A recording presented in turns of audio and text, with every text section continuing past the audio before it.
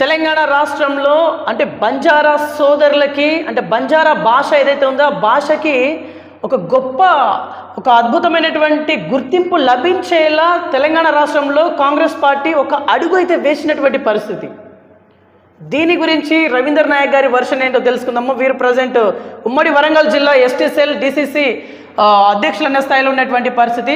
వాస్తవానికి ఎస్సీ వర్గీకరణ కావచ్చు, లేకుంటే బీసీ కులగణన కావచ్చు, ఇట్లాంటి కొంత ఇన్ఫర్మేషన్ అడుగుదాం వీరి నుంచి. నమస్తే సార్, బాగున్నారా? నమస్తే అండి.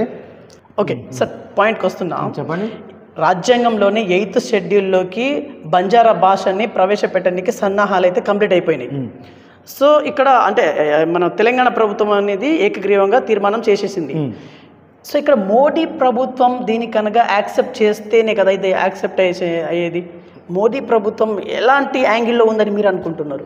అయితే ఇప్పుడు ఏం చేసినారంటే, ఇప్పుడు తెలంగాణలో మొన్న అసెంబ్లీలో 27వ తారీఖు నాడు అసెంబ్లీలో అందరు ఏకగ్రీవంగా మన బంజారా భాషను గోర్బోలి అనే భాషను 8th షెడ్యూల్లో కలపడానికి తీర్మానం చేసింది. అవును, ఆమోదించి అసెంబ్లీ నుంచి ఆమోదించింది.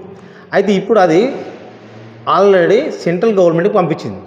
సెంట్రల్ గవర్నమెంట్ ఏం చేయాలి?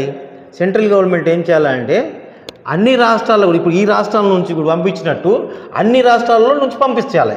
ఇది గోర్బోలి 8th షెడ్యూల్ జరిపాలని. అయితే ఫస్ట్ మన అదృష్టం ఏంటంటే ఈ మన మన భారతదేశంలో మన తెలంగాణ నుంచే ఫస్ట్ ఆమోదించారు అనమాట. అది మన అదృష్టం. మన కాంగ్రెస్ పార్టీ చేసింది.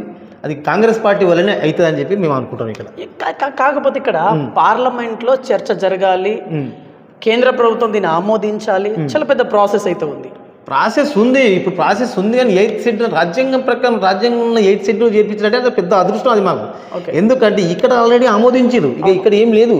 ఇప్పుడు వాళ్ళు చేయవలసింది ఏంటంటే సెంట్రల్లో చేయాలి. వాళ్ళు నరేంద్ర మోడీ ప్రభుత్వం చేయాలి. అక్కడ బీజేపీ ప్రభుత్వం అని ఏదైనా ప్రభుత్వం ఉన్నదో ఆ ప్రభుత్వం చేయాలి.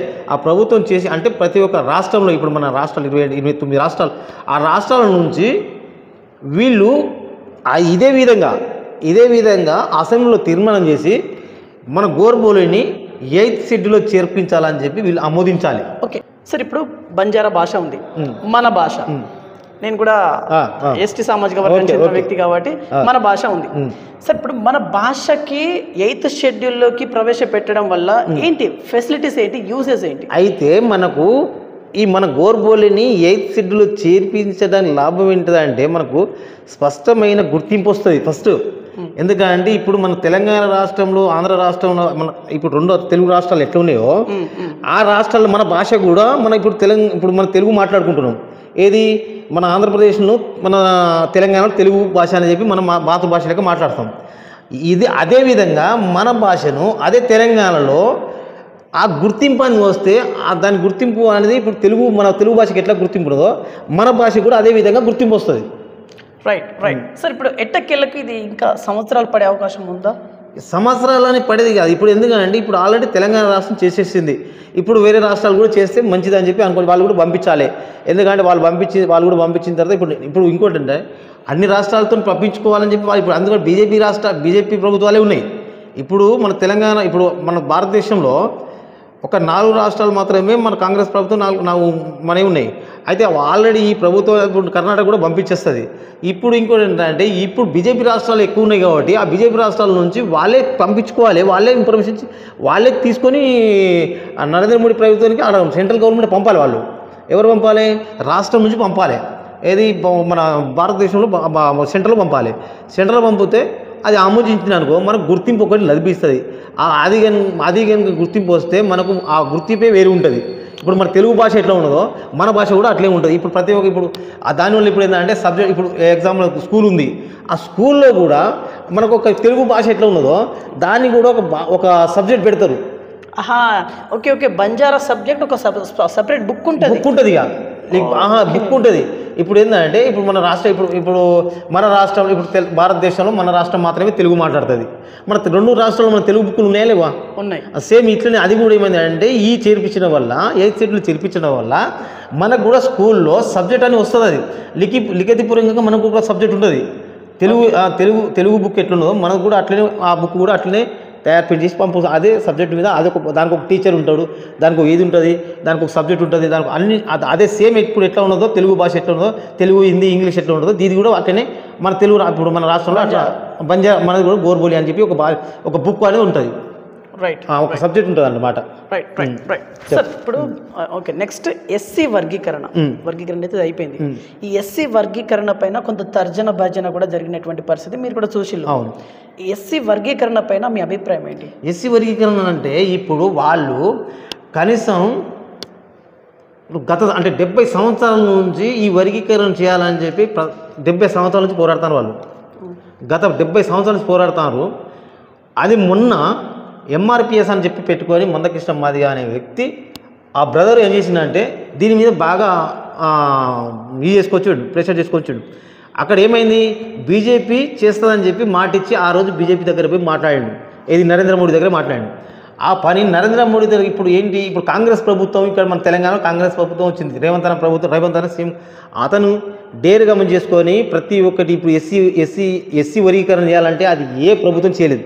కానీ ఫస్ట్ స్టార్ట్ ఇప్పుడు చేసింది ఏంటంటే తెలంగాణలో ఓన్లీ తెలంగాణలో ఎస్సీ వర్గీకరణ చేసినంటే ఇప్పుడు ఓన్లీ తెలంగాణ వారికి మాత్రం వాళ్ళకి ఎస్సీ వర్గీకరణ ఉంటుంది. వాళ్ళు అక్కడ సెంట్రల్లో ఆమోదించాలి కదా, వాళ్ళు ఆమోదిస్తే అన్ని రాష్ట్రాలు వర్తిస్తుంది.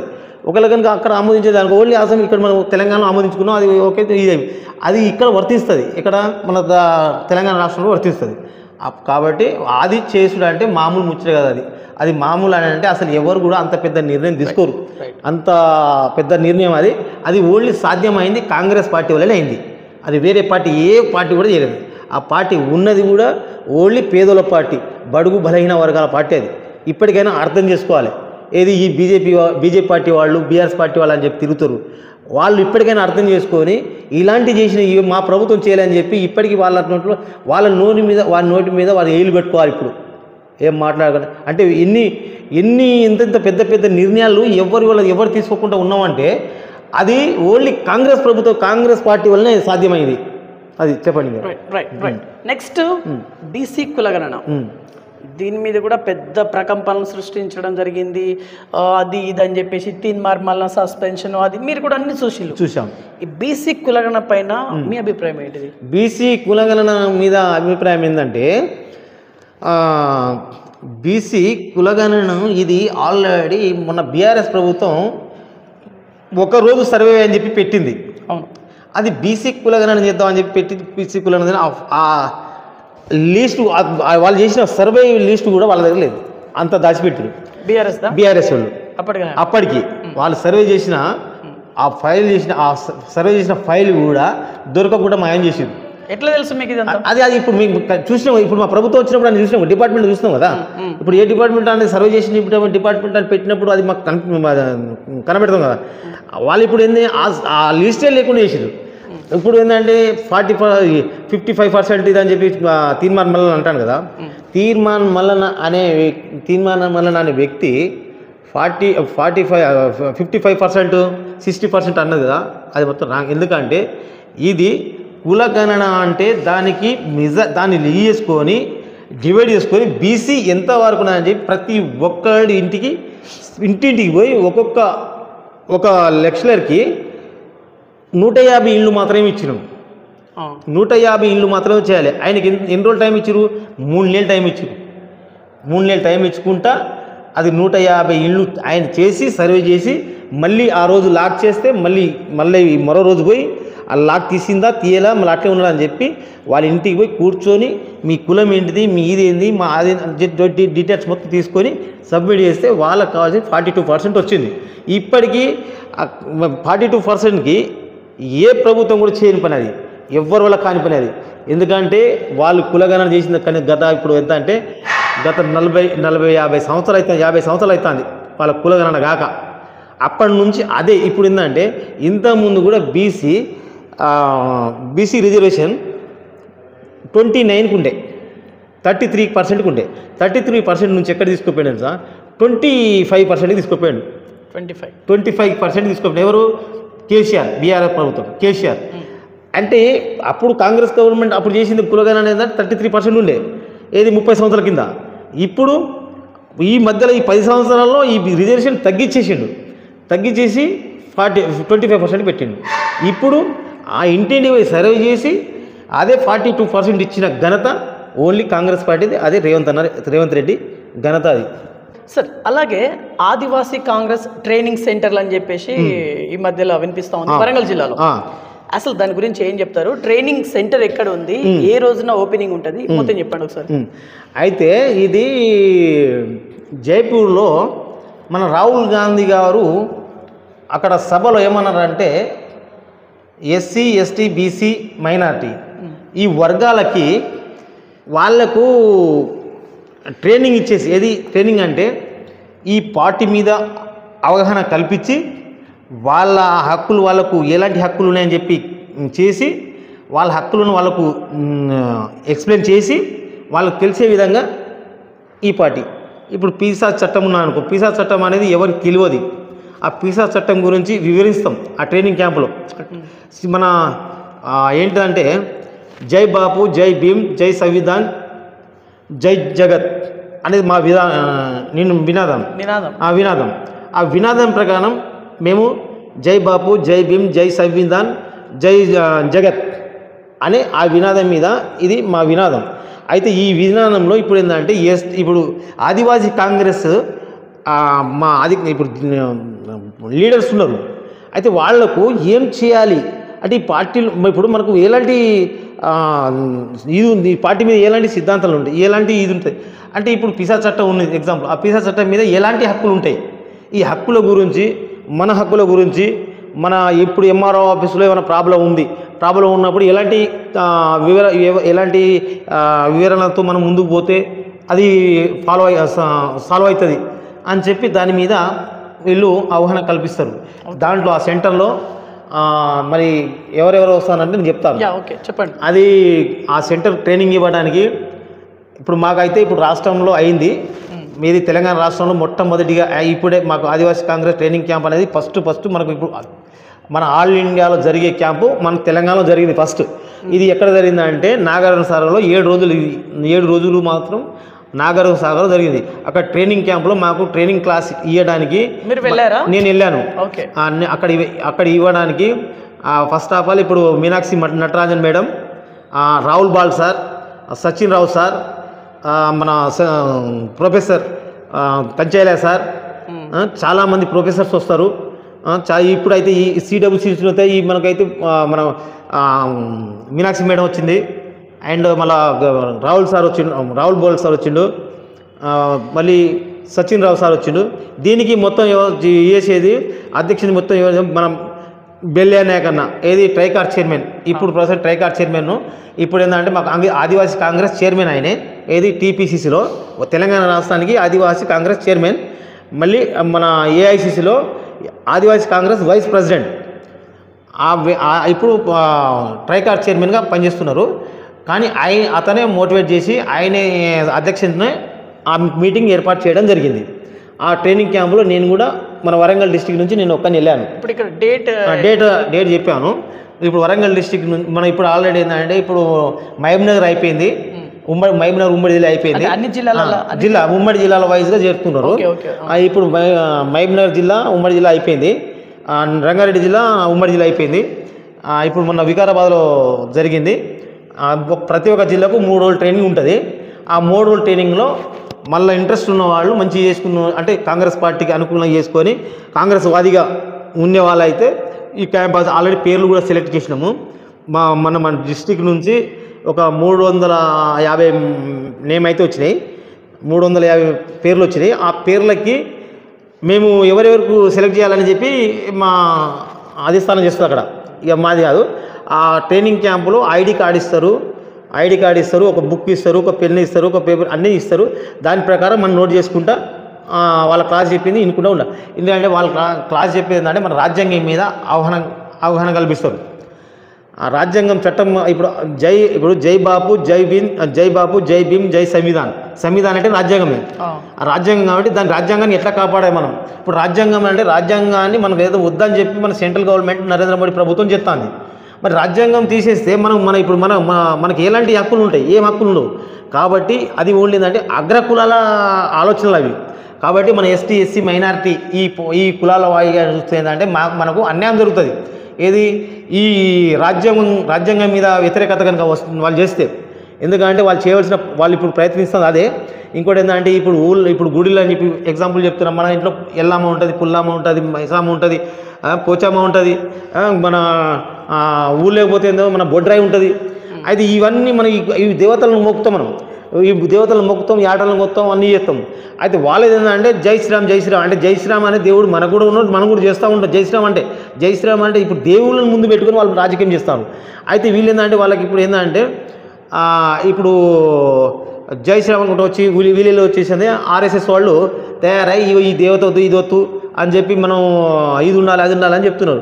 కాబట్టి అంటే మన ఊళ్ళల్లో ప్రతి ఒక్క దేవతలు ఉంటారు, ప్రతి ఒక్క ఇది ఉంటారు.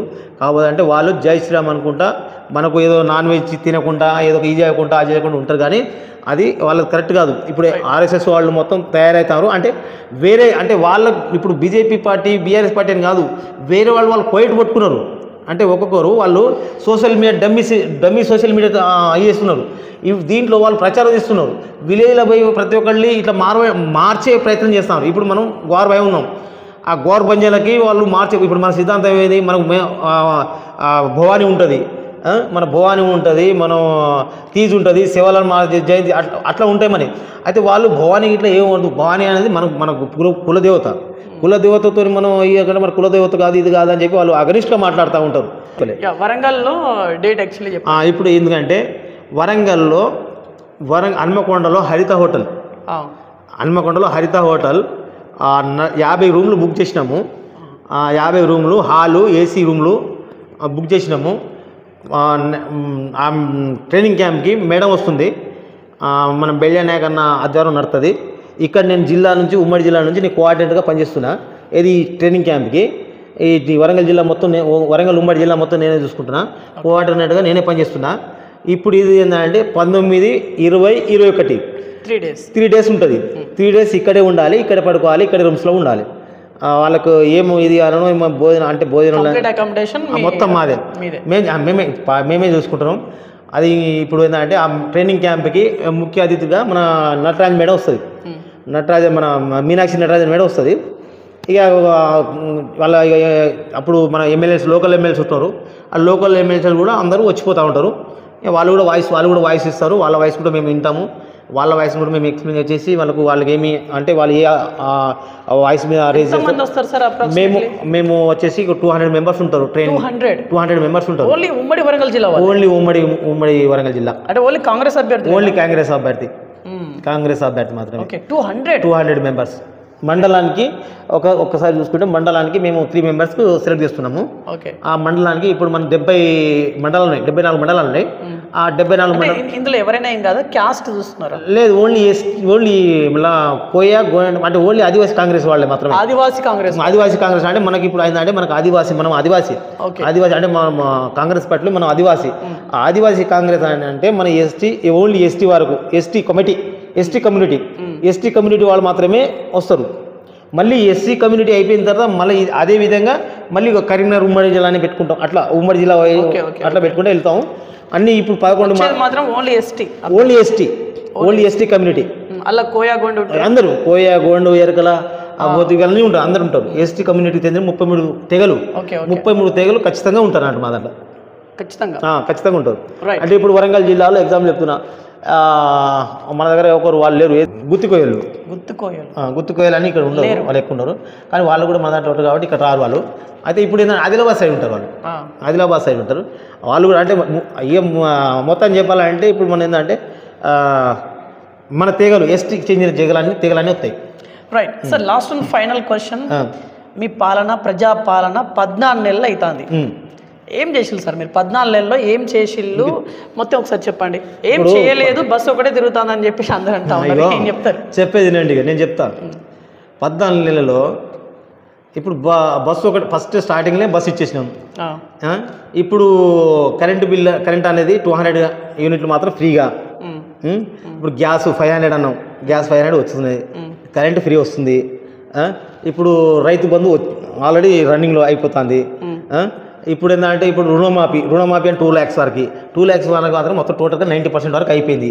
అది కూడా ఆగడానికి కారణం ఏంటంటే వాళ్ళ ప్రాబ్లం అది ఏంది, బ్యాంకర్స్కి వాళ్ళకు లింక్ లేదు, ఆధార్ కార్డు లింకు ఆ లింకు లేకపోవడం వల్ల అక్కడ ఏంటంటే ఆ ప్రాబ్లంతో అక్కడ అమౌంట్లు వాళ్ళకి అక్కడ ఆగినాయి. కానీ వాళ్ళదేదో ఆపాలని అన్నీ ఇప్పుడు ఏకదాడి 25 కోట్ల లక్షల మనం రుణమాఫీ చేసినామంటే అది ఏ ప్రభుత్వం చేస్తుంది? ఏ 10 సంవత్సరాలు ప్రతిపాదించింది. అప్పుడు వైఎస్ రాజశేఖర్ 1 lakh చేసిండు, ఇప్పుడు అదే కాంగ్రెస్ ప్రభుత్వం రేవంత్ అన్న 2 లక్షలు చేసిండు. కనుక ఇక్కడ రుణమాఫీ చేస్తున్నారు కానీ 100% చెయ్యట్లేదు అనేది వాదన. మీరు 100% అంటే ఇప్పుడు ఎగ్జాంపుల్ 100% అని అంటే ఆల్రెడీ రైతుల్లో ఉన్న ఇప్పుడు రైతులు ఆల్రెడీ విలేజ్ ఉన్న వాళ్ళకు ఇప్పుడు ఎగ్జాంపుల్ మా దగ్గరే మా ఊరు ఉంది. మా ఊరిలో అందరికి వచ్చినాయి, ఒక ముగ్గురికి మాత్రం రాలే. ముగ్గురికి ఎందుకు రాలే అంటే ఈ 2 లక్షలు మాత్రమే ఇస్తామని చెప్పిన కదా. ఈయన తీసుకున్న 4 లక్షలు తీసుకున్నారు, 5 లక్షలు తీసుకున్నారు. 5 లక్షలు తీసుకుని 3 లక్షలు తీసుకున్న వాళ్ళకి రుణమాఫీ లేదని చెప్పిన కదా. ఓన్లీ 2 లక్షల వరకు మాత్రం తీసుకున్న వాళ్ళకి అని చెప్పినాం. అదే విధంగా ఇప్పుడు జరుగుతుంది. వాళ్ళకి రుణమాఫీ కావాలంటే ఎట్లా చేస్తారండి? అంటే ఇప్పుడు 5 లక్షలు తీసుకున్నాడు వాడు ఇది కదా. ఇప్పుడు 5 లక్షలు 10 లక్షలు లోన్ తీసుకుంటే వాడు ఉన్నాడు కదా. మరి అప్పుడు మనం ఏం ఇచ్చిన మాట, అప్పుడు 2 లక్షలు మాత్రమే రుణమాఫీ చేస్తామని చెప్పి అనుకున్నాం. ఆ 2 లక్షలు అయిపోయినాయి కదా. ఇంకెక్కడ ఉంది? ఇంకేం కావాలి మీకు? ఇప్పుడు ఏమాగింది? ఇప్పుడు రుణమాఫీ అయితే ఇప్పుడు ఇందిరమ్మ ఇళ్ళు ఇప్పుడు స్టార్ట్ అయినాయి. ఇప్పుడు ఇందిరమ్మ ఇళ్ళు ఆల్రెడీ స్టార్ట్ అయినాయి. ఇప్పుడు ఆ ఇందిరమ్మ ఇళ్ళు కూడా సన్నబియ్యం స్టార్ట్ అయింది. ఇప్పుడు అన్నం ముచ్చట సన్నబియ్యం ఇస్తాను. సన్నబియ్యం వచ్చేసాయి ఇప్పుడు ఈ మంత్ నుంచి. సన్నబియ్యం వస్తుంది కదా ఈ మంత్. ఇక ఇంకేం కావాలి? రేవంత్ రెడ్డి నిన్న ఇయ్యేసే. ఇంకేం కావాలి? ఇప్పుడు నిన్న రేవంత్ అన్న సన్నబియ్యానికి ఇయ్యేసింది కదా. ఇప్పుడు మనం ఇంకా ఏముందని చెప్పి మాట్లాడుతున్నాం? ఏం లేదు. ఇప్పుడు కావాల్సింది ఏంటంటే వాళ్ళు ఏదో ఇప్పుడు కాంగ్రెస్ మీద బురద చల్లాలి. వాళ్ళు కళ్ళు ఓర్తలేవు. ఎందుకంటే ప్రభుత్వం చేసిన పనులకి అసలు ఇట్లా చేస్తారా అని చెప్పి వాళ్ళు పరిచయం అవుతారు. ఎందుకంటే వాళ్ళు చేయలేదు కదా. వాళ్ళు చేయలేదు కాబట్టి మన ప్రభుత్వం చేసింది కాబట్టి వాళ్ళకి అట్లా అనిపిస్తుంది. ఇప్పుడు ఏదైనా కూడా కేసీఆర్ చేసిన పనులు ఏమైనా ఉన్నాయా? ఓకే, ఇప్పుడు మీ ఖజానా ఖాళీగా ఉందా? ఖజానా ఓకే. మా ఖజానా ఖాళీగా అంటే మేము ఇప్పుడు మొన్న అసెంబ్లీలో మన రేవంత్ అన్న మొత్తం వివరించింది. ఏది మా ఖజానా ఎంత ఉంది, ఖజానా ఎట్లా వస్తుంది, ఎంత ఉంది, 18 లక్షల కోట్లే వస్తాయి మాకు మంత్లీ. 18,000 కోట్లు వస్తాయి. 18,000 కోట్లు మాత్రమే వస్తాయని చెప్పి ఇన్కమ్ అది. అంటే ఇట్లా వివరించి ఎవరు చెప్పరు. పోయిన గవర్నమెంట్ ఇట్లా వివరించి చెప్పిందా? దేనికి పోతాయని కూడా చెప్పిండు. దేనికి ఎంత పోతుంది, మాకు ఇంత ఇప్పుడు ఇంత మిగిలిన అమౌంట్కు మేము ఎట్లా స్కీమ్ ముందుకు ఎట్లా వెళ్ళిపోతున్నాం. మొన్న చూసినావు కదండి, మొన్న ఏది ఎస్సీ ఎస్టీ బీసీ మైనార్టీ ఎవరైనా 4 లక్షల లోన్ పెట్టిన ఉన్నాడా? 4 లక్షల లోన్లు పెట్టిన నీవు ఇప్పుడు ఉపాధి అనేది యువ ఉపాధి అని చెప్పి నువ్వు ఆ 4 లక్షల ఇచ్చేటోళ్ళు ఇప్పుడు పోయిన సంవత్సరం 2022లో శాంక్షన్ పత్రం మాత్రం ఇచ్చాడు. శాంక్షన్ పేపర్ ఇచ్చాడు. అదే మా ట్రైకార్డ్ డిపార్ట్మెంట్ ఆ శాంక్షన్ పేపర్ ఇచ్చి దాంట్లో ఆ పేపర్తో పైసలు ఇచ్చిందా? మరి ఆ పేపర్కి ఇచ్చిన అంత మాత్రమే డబ్బులు ఉన్నాయి అలా ఖాళీ చేసిపోయా. మరి ఆ పేపర్లు ఎందుకు ఇచ్చినట్టు? ఇప్పుడు వాళ్ళు ఏంటి మా పాత లోన్లకి మీకు మాకు డబ్బులు ఇయ్యరా? మరి శాంక్షన్ ఇచ్చింది వాడు, చేసింది వీడు. ఇప్పుడు శాంక్షన్ ఇచ్చిన డబ్బులు ఇచ్చిపోతా? డబ్బులు ఇచ్చిపోవాలొద్దా? ఇయ్యలే. ఇప్పుడు ఎవరు నష్టపోయారు? మన వాళ్ళు నష్టపోయారు. ఇప్పుడు తెలిసిపోతాం కదా. ఇప్పుడు మన వాళ్ళకి అందదు. ఇప్పుడు ఏది ఏమైనా కూడా మన కాంగ్రెస్ ప్రభుత్వానికి వాళ్ళు ఏదైనా బురద చల్లడానికి ప్రయత్నిస్తారు అంతే. సో ఇది వాళ్ళ చర్చ. చూసినాడు BVR TV news. Until then bye, take care.